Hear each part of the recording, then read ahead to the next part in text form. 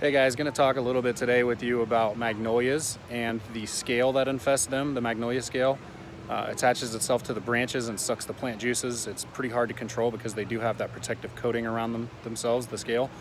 Magnolias grow well from full sun to partial shade, and they're pretty drought tolerant if they have enough soil for the root system to reach out into and try to fend for itself to get some water.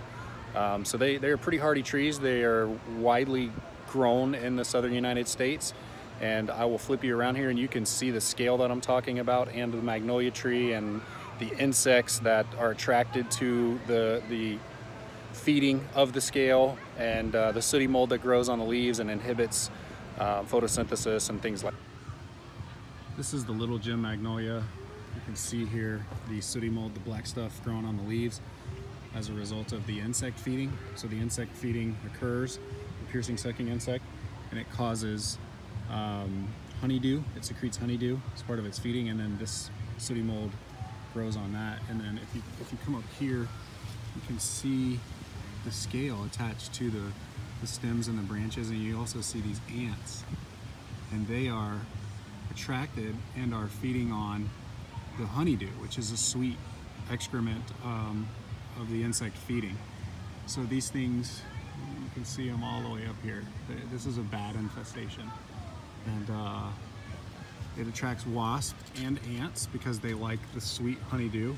And if we check to see if it's active, shoo these guys off,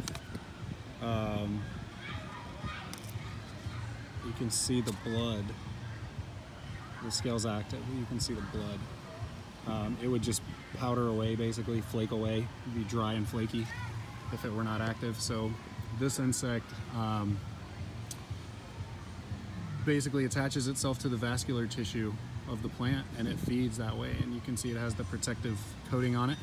So a lot of topical insecticides are not going to work, and that's why we would use a systemic to get it into the vascular system where they're feeding and control them that way. And again, this is around here on the front side, the sooty mold is significantly worse. So you can see all that, and like I said, it attracts ants and wasps and things because they like the sweet honeydew. And this is right near a resort where there's a lot of people, so it would be important to control this and not let this get out of control.